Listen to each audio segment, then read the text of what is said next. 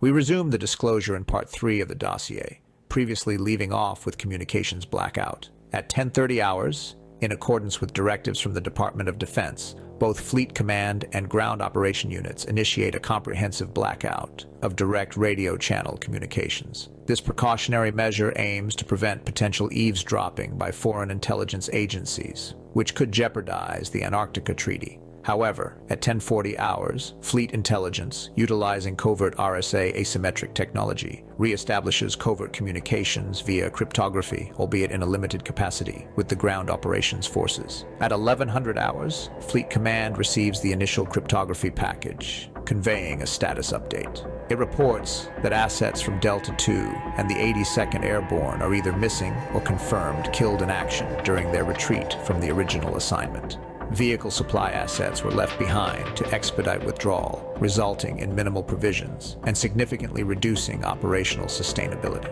At 11:15 hours, the fleet transmits encrypted communications to Ops Command, informing them that a deployment response package, codenamed Apparition, is scheduled to reach Ground Zero coordinates at 0400 hours.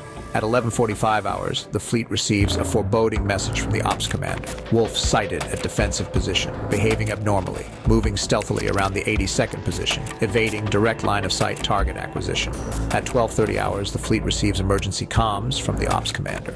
Retreating from defensive position due to friendly fire from 82nd assets, initiating immediate tactical retreat towards Ground Zero coordinates.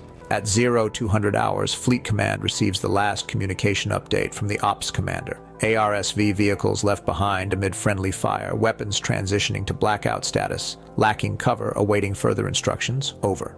At 0330 hours, Apparition Division reaches Ground Zero coordinates. At 0440, Ground Reconnaissance discovers the remains of the Spec Operations Commander, 310 yards from the last known defensive fortification.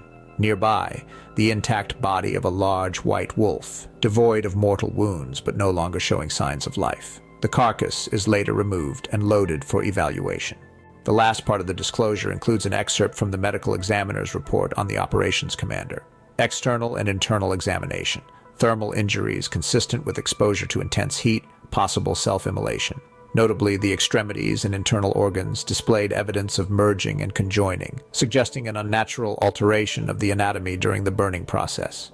This dossier disclosure concludes here, but more questions arise on the mystery of Operation Agartha. Who or what entity could have been responsible for sending the original signals detected by the U.S. aircraft carrier George Washington in the Antarctic region? What of the unknown camp and the human cadavers strewn about, burned and mutilated? What events might have led to their demise? Lastly, it's crucial to highlight the anomaly of a wolf's presence in Antarctica. With no indigenous wolves known to inhabit the continent, the question arises, how did such a creature find itself in this barren and remote expanse?